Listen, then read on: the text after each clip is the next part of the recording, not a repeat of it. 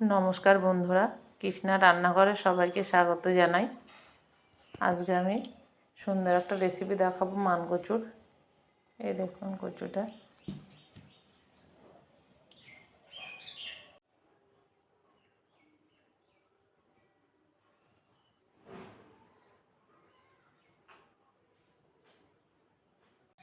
কচুটা কাটছি দেখুন।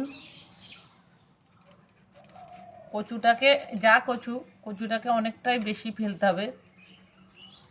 বেশি করে কচু না কাটলে, ছালটা না ফেললে গলা চুলকাবে। কচুটা আমার শাশুড়ি মা বলতো, কিপটা মানুষের দ্বারা কচু কাটা হয় না। অনেক মোটা করে ফেলছি।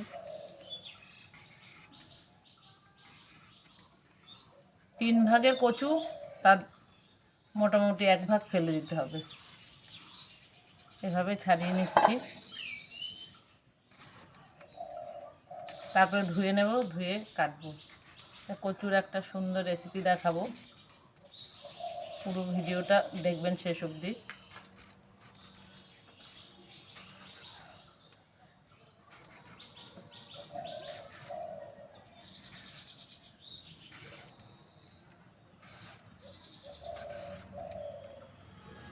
কচুটা এইভাবে কেটে নিচ্ছি, পাতলা করে করে কেটে নেব।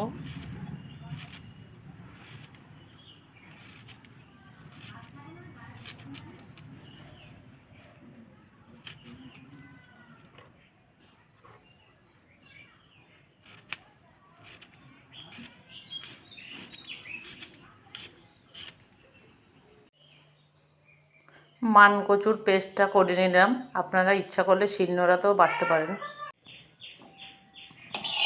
সর্ষের তেল দিয়ে রান্না করব। তেলটা গরম হয়ে গেছে, কচু বাটাটা দিয়ে দেবো।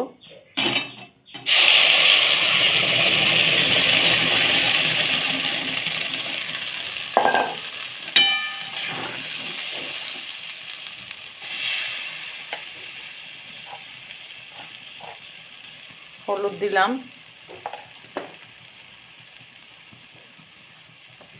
লঙ্কার গুঁড়ো দিলাম, যে যেমন ঝাল খাবেন। স্বাদ মতো নুন দিলাম।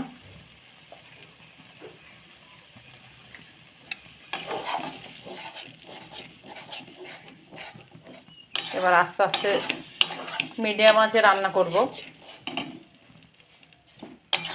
এটাকে কচু পাতুরি বলে, কড়াইতে করে। আমার শাশুড়ি মা থাকতে খুবই হতো।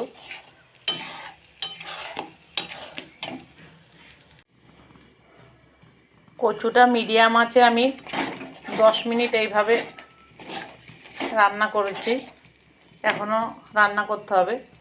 স্বাদ মতো চিনি দিলাম। ঝাল নুন চিনি যে যেমন খাবেন। তো কচু তো একটু ঝাল নুনে বেশ একটু হলে খুব ভালোই হয়। এখন একটু হবে রান্নাটা। এবার আস্তে আস্তে আঁচটাকে কমিয়ে দেব।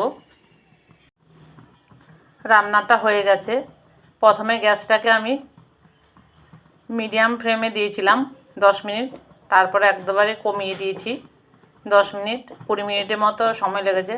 আর আপনারা ভাবছেন আমার হাতটা কাঁপছে কেন? আমি নিজে নিজে রান্না করি, নিজেই ভিডিও করি, নিজেই সঙ্গে সঙ্গে কথা বলি।